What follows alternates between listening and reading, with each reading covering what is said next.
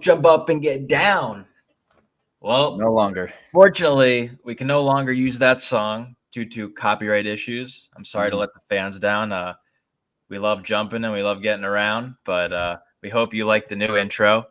Hope that got you guys fired up for another episode of JumpStart Sports. Isn't that right, Jason? That's right. And although it is 6:08 p.m., we are still here to jumpstart whatever time of day it is, I guess, in the morning. Just jumpstart your day. Even if you're a little tired, hopefully this will get you guys going. Talk a little bit about the NFL, what's going on around the league.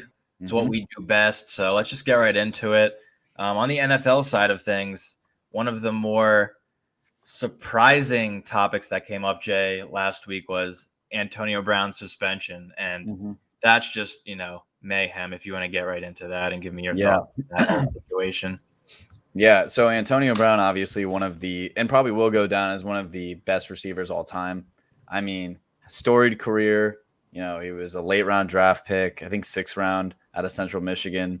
And my God, he lit it up. And he played so well for the Steelers. And then I swear on that hit, which we'll show you guys with Vontaze Burfict just rocking him. Ever since that moment, his career was never the same. And he kind of went off the deep end. He went to the Raiders for a little bit. I wouldn't even call that a little bit. He went there for the beginning of the offseason, really. Never played a game for them. Got released. Got to the Patriots. Got released after, I think, 2 games. It's been a tough road for him, and it's unfortunate because it looked like such a great landing spot to be back with Tom Brady in an offense where he wasn't even necessarily featured. But, man, was he so good still for those first few games. And then here we go again. Fakes a COVID card. He just can't seem to stay away from nonsense. And we saw what just happened with Aaron Rodgers, and it seems like he had some reasoning behind it with his medical stuff going on. So maybe we can learn from that. But in terms of Antonio Brown, it seems like he just straight up gave him a fake card and fooled everybody. What are you? An idiot sandwich. And he gets suspended 3 games for it. And the thing that's just mind-boggling to me is if you remember last year when the Bucs picked him up, head coach Bruce Arians said right off the bat, if he does anything, he's done. And I guess he was a good boy for the time being, won a Super Bowl. Played tremendous for them, played well so far this year. And then this happens. And it's like, what do you think Bruce Arians is going to do? Is it like, is he a man of his word, or is it like, is he going to let him off the hook? Yeah, man, they're in a tough spot. You'd think that Bruce Arians, he'll follow his word.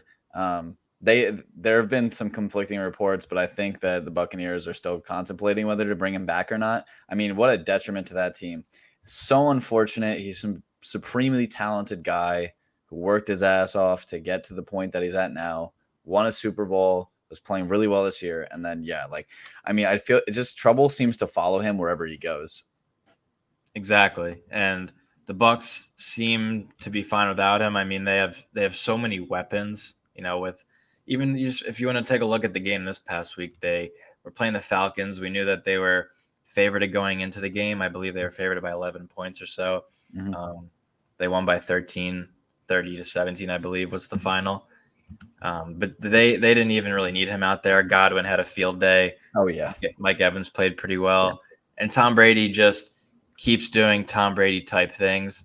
If you look at his stat line, he threw for 368 yards, 4 tutties, and had an interception, which was, a stupid throw on his behalf. It was a pick 6, but yeah, I feel like it was really obvious.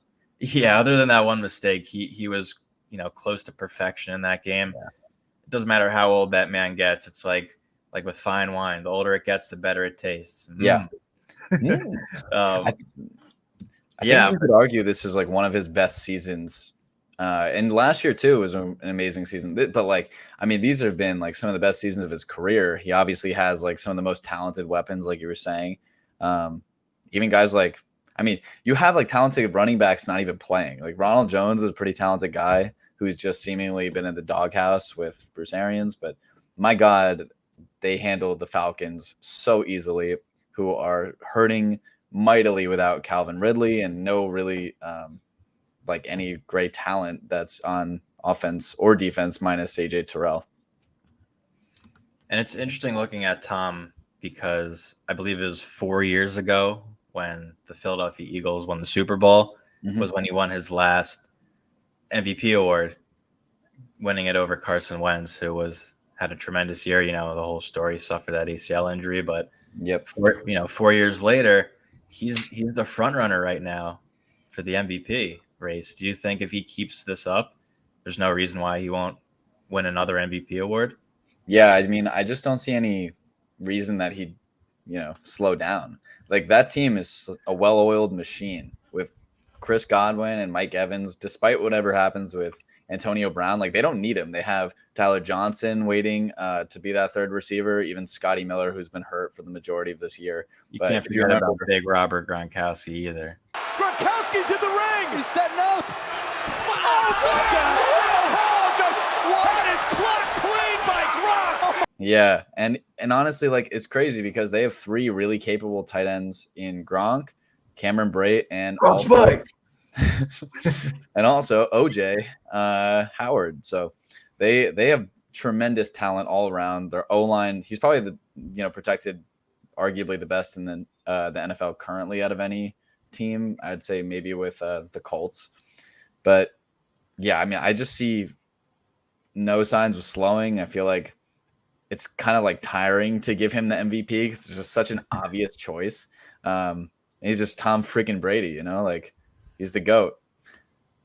And if you look at the other options too, like I think it is still pretty wide open. Anything could happen, but the next in line, I believe, is Josh Allen, and he's been good this year, but he hasn't been like MVP worthy, I would say, unless he really, does something special tonight against the Patriots and throughout the rest of the regular season. There's still a lot of football left to be played, but I guess Josh Allen would be next. Then you throw Aaron Rodgers, Kyler, Patty Mahomes into the conversation.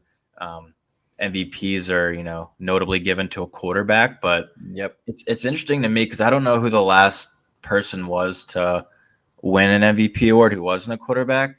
I think it might be a defensive player. I could be wrong. I'd love to look that up. But you look at other people in consideration, Jonathan Taylor, Cooper Kupp, they're both having tremendous years, but I don't think they've given enough yet to be worthy of that. Would you say? Yeah, I just looked it up. It's Adrian Peterson from that return from the ACL. That's a long time ago. That's almost 10 years ago. In 2012, Adrian Peterson unleashed an MVP season. He topped the 2,000-yard mark with over 6 yards per carry and fell just shy of a single-season rushing record. And he was unbelievable that year on the Vikings. Yeah. I think the MVP race, like you said, is kind of wide open. Pat, I don't really see Aaron Rodgers actually made a joke about this on the Pat McAfee show, but like he's almost guaranteed not to get the MVP based on everything that's happened with him with COVID. If you looked at like his production on the field minus that crazy first game where they got blown out, you have to put him in there. He's incredibly talented. He's definitely the most talented quarterback of all time. No question to me. But again, like he'll probably not even really be in a consideration for it, despite being one of the front runners. We talked a lot in our last episode about luck and just, maintaining your health. So right now I'd say it is Tom, but if he got hurt or something or came down with COVID, injuries, anything like that, could change the outcome drastically. Kyler's been having a good year, but he got injured. Patty's been healthy, but he hasn't been good. I know he's still in the, in discussions, but I don't see him taking it. So who knows? Jonathan Taylor's looked great. He was a little bit slow to start the season, but he scored in what's been 11 straight games. They did play the Texans this past week, but he's been looking great. I, wouldn't be surprised if he finished in top 3 voting by the end of the season. I saw this crazy stat today that it was like, and I'll have to be fact check on this, but I'm pretty sure that Patrick Mahomes has thrown no touchdowns in like 3 out of his last 6 games, which is so nuts. Especially, I mean, he didn't throw in last game against the Broncos, but like it's really crazy. Like it just seems that the NFL caught on, which is interesting, and like the Chiefs just haven't really, despite them winning. Like I just feel like Mahomes hasn't really adjusted to it, or like the game plan for sending Tyreek Hill deep and beating them over top. It's not working. Mm-hmm. You know, do you see any signs of like, obviously they keep winning. Do you think they still have a shot? Like to, what were once like obvious Super Bowl favorites? Do they have a chance still, like based on their recent play? Because I feel like their defense has kind of bailed them out. They definitely have. I think they definitely have a chance. They started off 3-4 and they've won 5 straight. If they build off this momentum, they haven't looked like the Chiefs of years past, but I told you earlier, I still see them being AFC, favorite to come out of the AFC. So yeah, kind of just depends what happens come playoff time. They're 8-4. The Ravens are 8-4. Who knows what's going to happen? I think the first round bye is still up for grabs. I'd be very surprised if they ended up snagging that, but they'll definitely get to the playoffs, and come playoff time, it's just a matter of it's one game, win or go home, and it just kind of depends how well Patty plays. If this defense stays the way they've been playing, I wouldn't be surprised if they make a run and surprise a lot of people, as they've already been doing in the past 5 weeks. Right. Well, you did mention the Ravens as one of the AFC contenders as well at 8-4. What a crazy game that was, huh? Like with the Steelers. Yeah, that was a very, very crazy ending. Yeah. So what do you make of the Ravens run now without Marlon Humphrey, who's now done for the year, with I think a torn pec? I mean, that's a really big hit to their defense, who already suffered a couple losses this season on their defense in Marcus Peters. So, I mean, what do you make of this? And Lamar kind of looks sloppy in this game. Do you have any takes on that? Yeah, I don't see the Ravens really making much of a run in the playoffs either. We can talk about the ending to that game, but going for that 2-point conversion for the win really pushed them back in terms of trying to get that first round bye for the playoffs. Just on one play, Jackson flings it. Andrews can't get to it. Could not reel it in. Incomplete. Their offense just hasn't looked good this year. I believe in the past 3 games or so, maybe 4 games, they haven't surpassed 20 points, which is bad. Mm-hmm. They don't really have any weapons out there other than Lamar, Mark Andrews. They don't have a running back ever since they lost Dobbins at the beginning of the year. Devonta Freeman's looked pretty solid these past couple weeks, but they just don't really have much of a run game. Defenses have figured out how to slow down Lamar Jackson. Without Hollywood Brown popping off every game, they don't really have another receiver. They definitely need another receiver out there. But just the way they've been looking and the way they haven't been able to put up points, I don't really see the Ravens making much noise this year.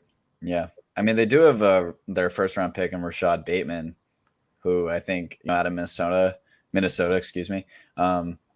just needs a couple more games. But it's been a very odd stretch for him, even because he had like 3 or 4 straight games with 6+ targets, and then he has fallen to I think below 3 for the past 2 games. And granted, one was with Lamar's backup, but I don't know. It's with Tyler Huntley, that's his name, but it's a pretty weird stretch, and they don't look like the Ravens who dominated the league when Lamar was an MVP, even last year when they were pretty good. They just look like a much different team, and I think the Steelers winning that is a really interesting thing too, because I think they still have a shot even at making a run for the playoffs too. And I do think, even though at that point they were 8-3, that was a big game that they needed to win, because next week they're on the road against the Browns, and you would like to think they're going to beat them, but you don't know. And if they don't win that game, just like that, they're 8-5, and then they travel to Lambeau to play the Packers. So I think that was just, what do you make of that play at the end of the game? I'd love to get your take on it. I think it was just a very ballsy call to not believe in your offense, to just, get that extra point, send it to overtime, and believe that, whether you get the ball, your offense is going to score. Or it reminds me of, I think it was earlier in the year when they went to overtime against the Raiders and they lost. That's kind of what I was thinking of. Like, maybe they just didn't believe in their offense to be able to go through all that again. So, Lamar decided to go for it, and sure enough, what ended up happening. Yeah, what's so crazy about that 2-point conversion is the play itself was like not that bad. And I think if Lamar just threw it a little more toward Mark Andrews, and Mark Andrews, he had to reach for it. It was a little out of reach. If he was able to make that grab, I feel like the narrative's completely different. You're like, wow, Harbaugh made a great call on that 2-point conversion, wanted it all, like whatever. But now that he, didn't get it, and it was a huge game to lose, especially to a division rival. Oh man, I also think like maybe they just don't have as much faith that they used to in both the offense and the defense. Like the defense has looked okay, a little shaky. Again, like Marlon Humphrey being a staple of that defense is going to hurt. They still have some pretty quality corners, like Anthony Averett, but I don't know. I think that was ultimately a huge decision.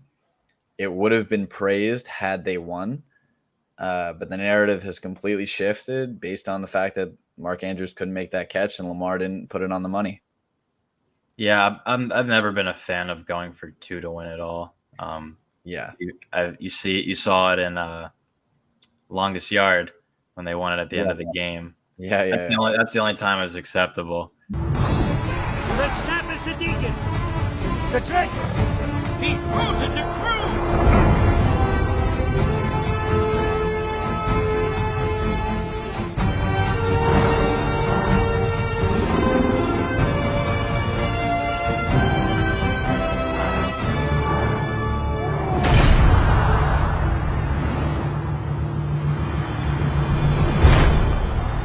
But other than that, I've just never been big on going for the win with that. Just, take the PAT, send it to overtime, and give themselves a chance. But like you said, it was a big win for the Steelers because it kept their playoff hopes alive. Big Ben at the end of the game was very emotional.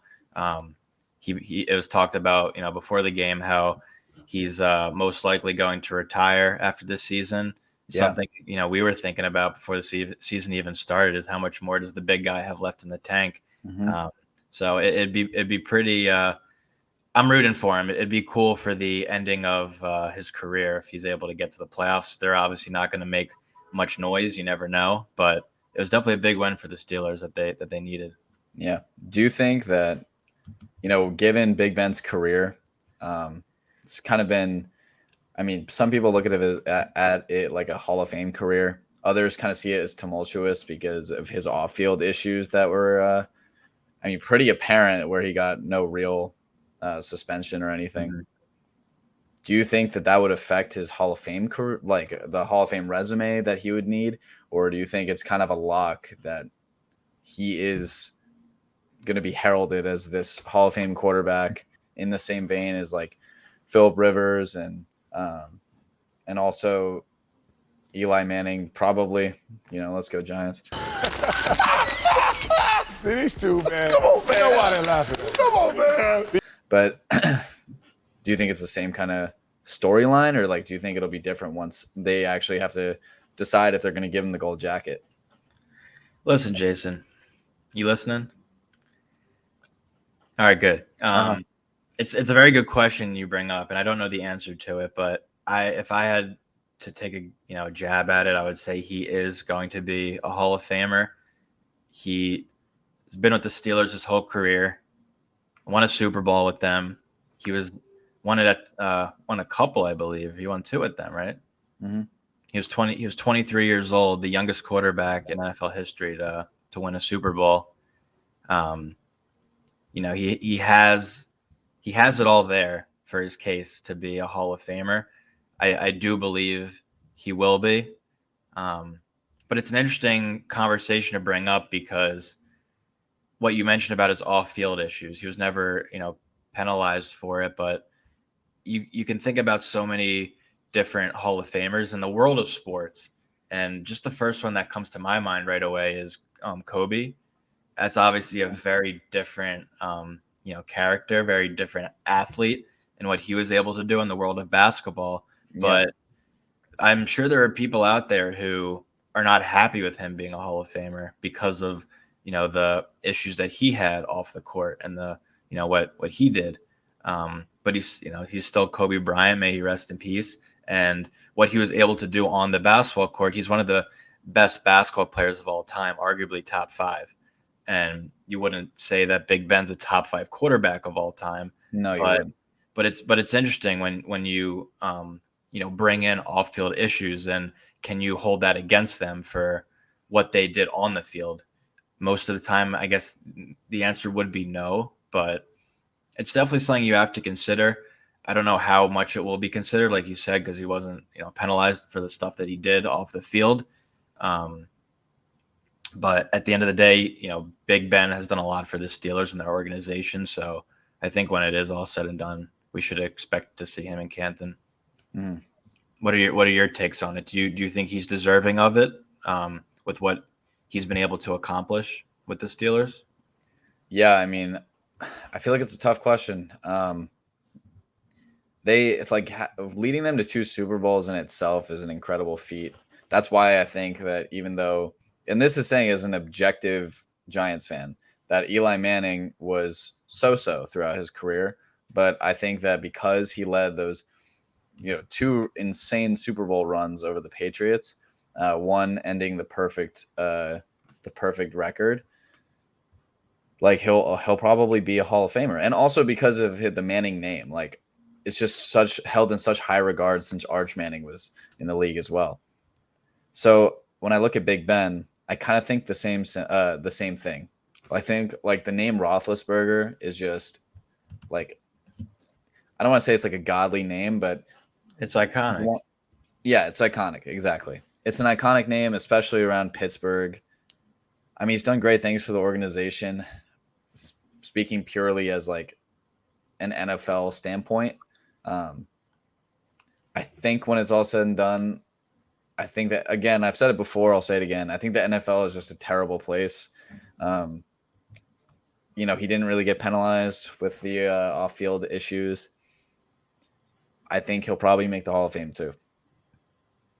So since we're on this topic of great quarterbacks, may I use this time as a transition over to Danny Dimes? Oh, I'll allow it.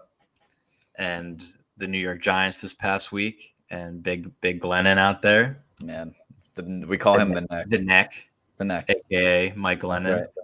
He was concussed at the end of the game. Yep. They did not beat the Miami Dolphins. Enter Jake Fromm.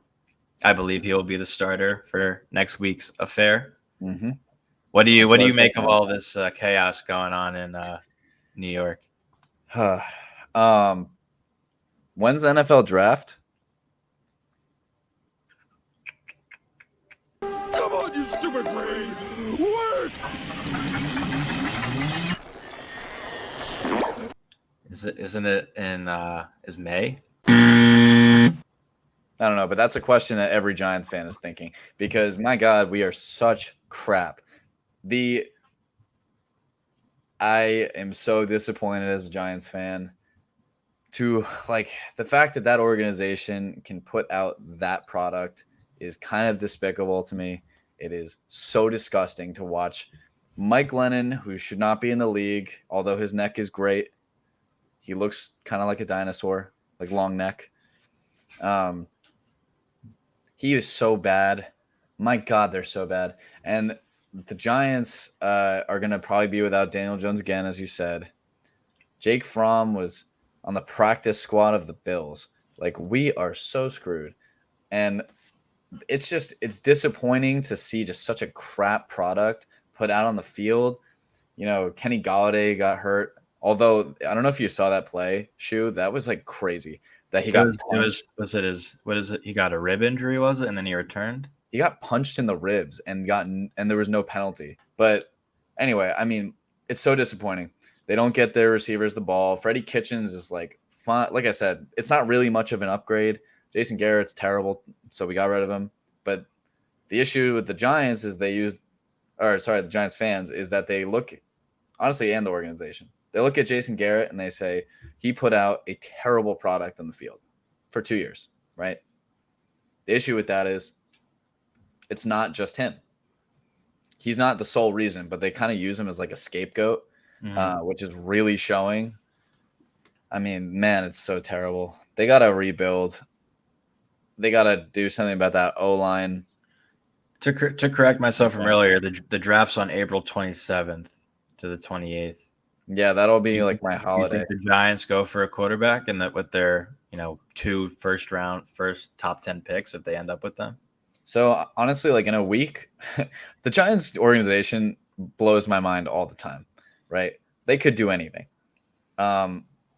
The smart thing, in my opinion, to do, given that it's a weak, quarterback class, if Daniel Jones, can be something, he's going to be something with like a completely different coaching system, different coordinator. And the Giants are so in on tradition, but like they need to just let go of that notion and bring in people who actually can get the job done. So I think they'll probably, if I were a scout, like go for like 2 offensive linemen. There's a couple that are pretty good that are going to be in the top 10 in Evan Neal and Tyler Linderbaum. So like as a fan, I hope they go that route. It's also a really strong defensive class, like Derek Stingley out of LSU, even though he was hurt this year. But I don't know. They could shock me and go Kenny Pickett, and I will go and be really upset about it because what a waste. It's not going to do anything. I don't know.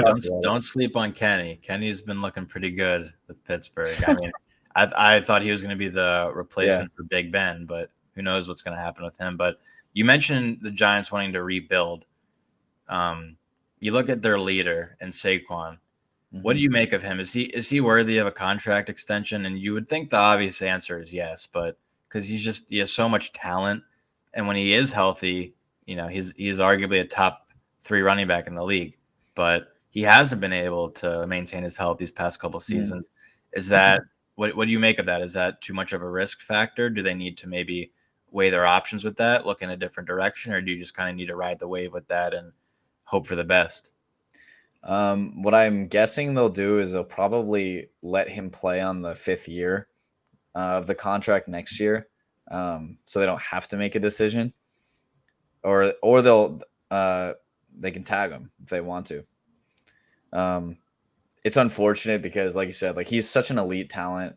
When he first came out of Penn State, everyone knew it. Like he's such an elite talent, athletic ability. He was so good with the breakaway runs, especially his first 2 campaigns, going over 1,000 yards from scrimmage in both. He's had really unfortunate injury luck. I don't really know about Saquon. Saquon's an incredible leader. He's deserving of a contract, whether that's the max extension that he'll most likely be looking for and maybe deserved prior to his injuries. I don't think they'll give it to him.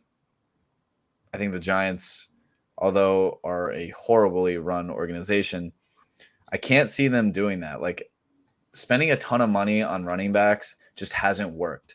Like they used a premium pick on Saquon and it didn't add any more wins. And we've been terrible this year. We've been terrible last year. Even when he was amazing, we were still bad. We didn't even make the playoffs any of the years he's been there. So it's disappointing. But like you have to look at his injury history now.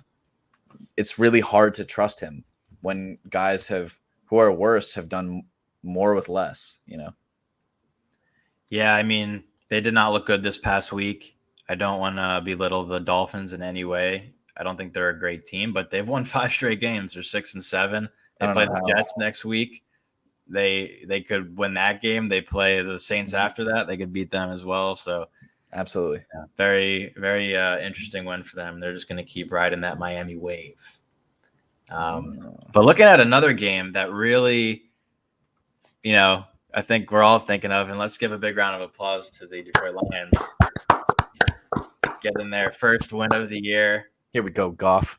Jared Goff stays winning, gets his first win as a Lion. Yep. He just stays winning. He has that beautiful Sports Illustrated supermodel. Yeah. She was all excited too.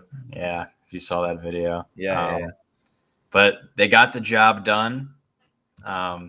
They beat the Minnesota Vikings without Dalvin Cook, 29-27. They were leading them 20-6 at the half. And when I saw that, I was like, what is going on? Like, how is this not a closer game? The Vikings did come back. They got a score. But then there was like a minute 47 maybe left on the clock. And that's all the time in the world Jared Goff needed to lead them down the field for a game-winning drive. Zip that into Amon-Ra St. Brown and call it a game. Here we go. Goff from the gun to the end zone. It is caught. Touchdown.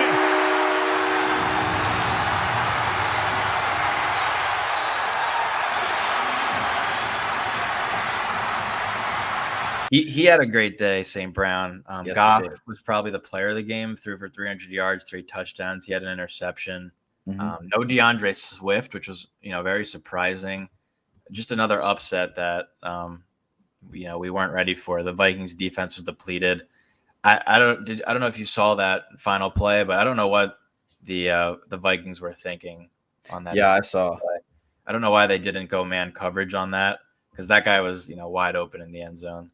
St. Brown. Yeah, it seemed like it was a zone defense that the second that they dropped and saw him, like he was wide open, just sat, right? Like you can't let that happen when, oh my God, they're going to, what I saw on Twitter was, and this is actually like really funny because of how accurate it is that the Vikings are the best team in the NFL at playing to the exact level of their competition.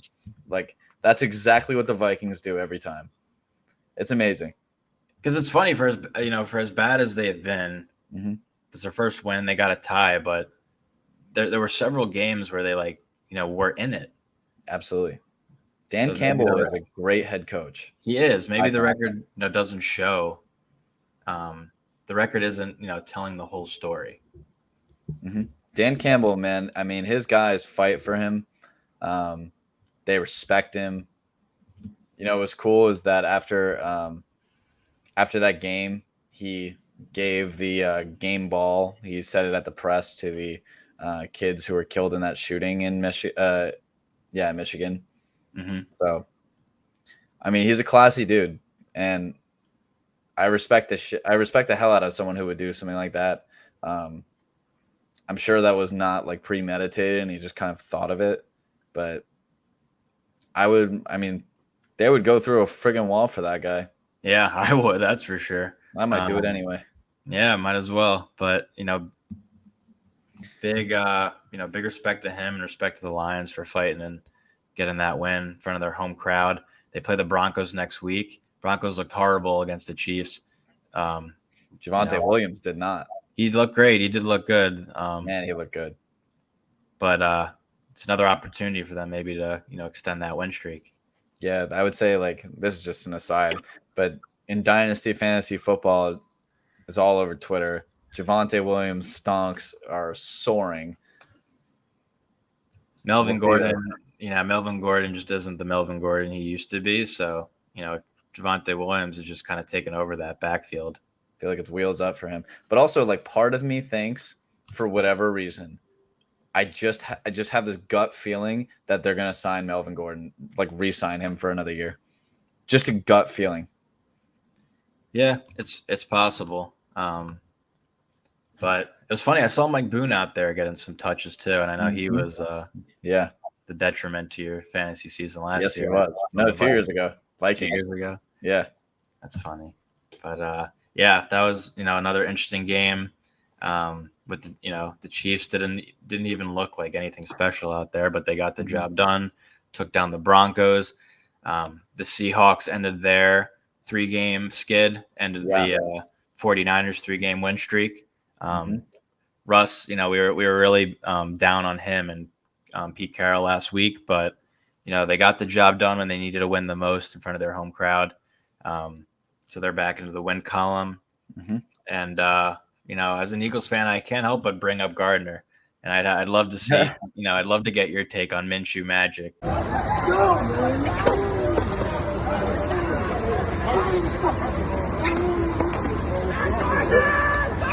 Because yes, it was the Jets, not a top team by any means, but he still went out there and led the offense and got the job done.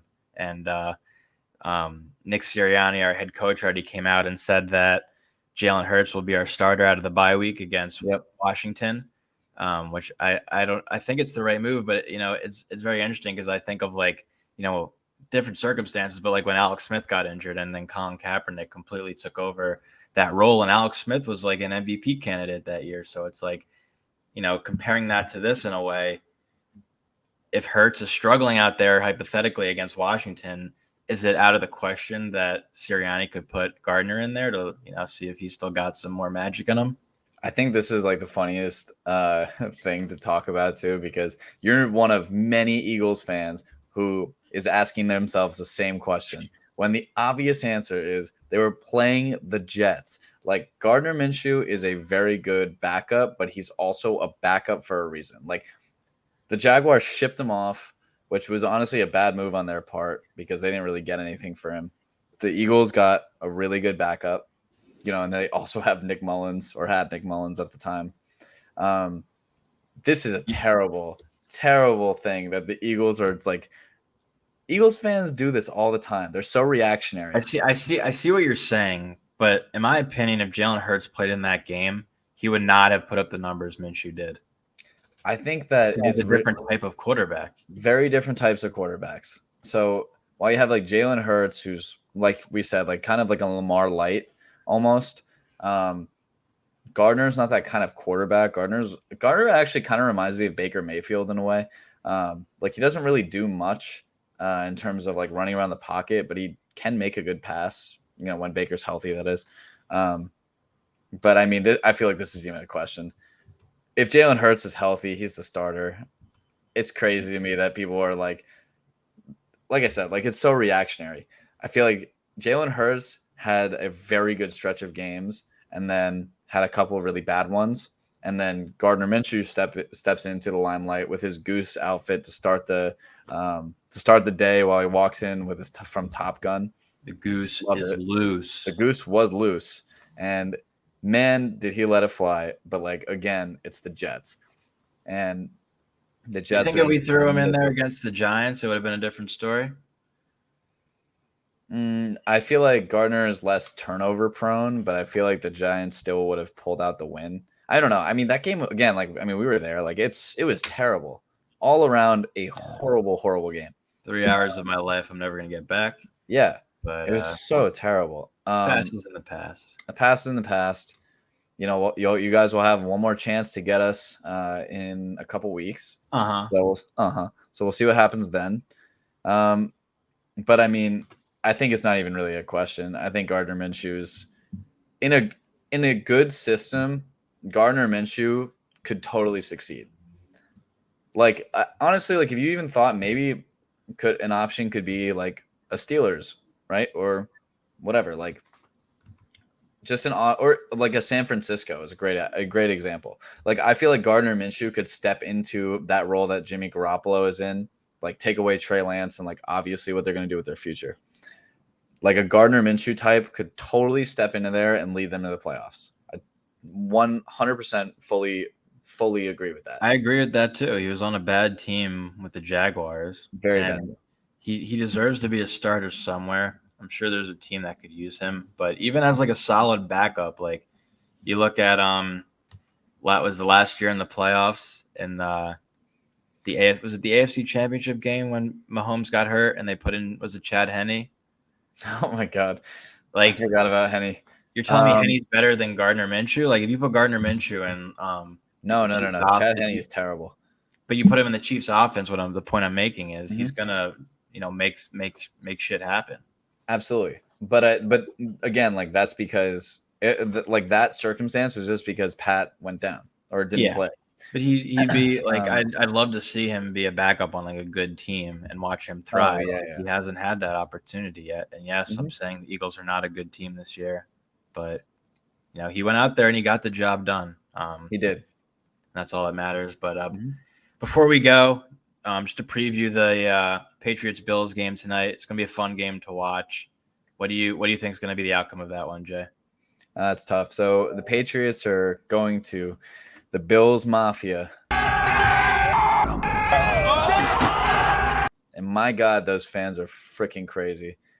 I love watching the videos of that. Side note, I don't know if you watched them, like just one after the other. Even they have like a compilation of like Bills fans that are parents, and they have like a little baby going through like a mini table. Yeah, it's so funny. The gender reveal.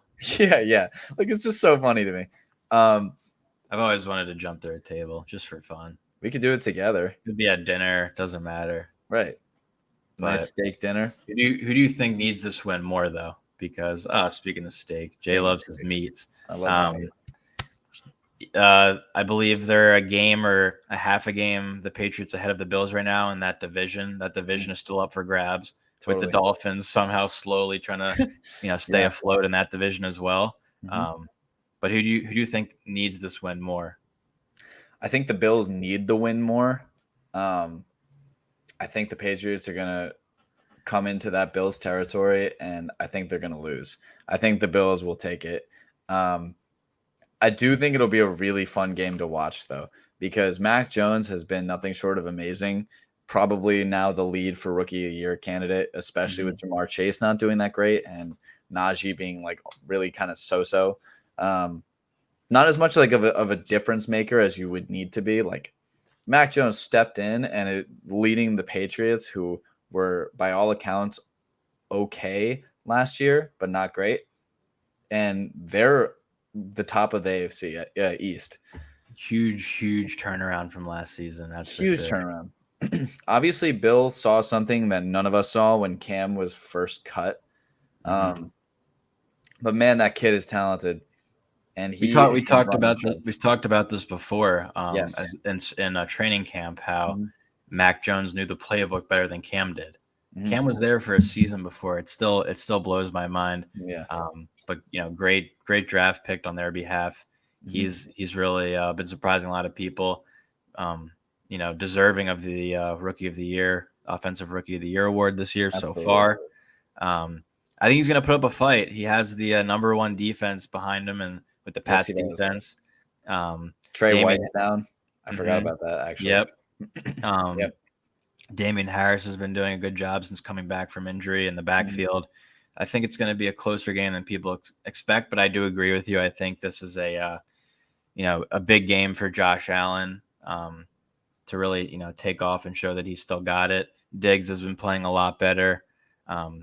Their backfield has been kind of non-existent, but I guess you don't really need a running back in that offense when you have Josh Allen. Yeah, Josh Allen's their best running back for sure. I mean, you have like a little sprinkle of Matt Breida in there. Zach Moss has been a healthy scratch for the past few weeks. I don't know. I mean, Devin Singletary is crap, but you look at that team and you look at the fact that they're going, like the Patriots are coming to the Bills. That's why I think that the Bills will win. I feel like if it was a neutral game script, maybe it's a different story because I think that they're so evenly matched. But I just feel like the Patriots coming to the Bills and them having that home territory while the wins are like a brewing. I mean, it's going to be a tough one for them to come into. Obviously, in the Patriots Stadium, they also have like very cold games and snow games and whatever. And I just feel like Mac Jones hasn't really experienced like what the Bills Stadium is going to be like until you're in it and you start experiencing it. That's why I think that they'll win. It's a cold one, that's for sure. Just as cold in Foxborough, but Bills Mafia is a whole nother deal. They're an animal. They're a whole different animal, but it's going to be an interesting one. We'll see who's going to take home that big Monday Night Football win. Jay, a pleasure as always. Another great episode. I'll see you next time. All right, buddy. Thank you very much.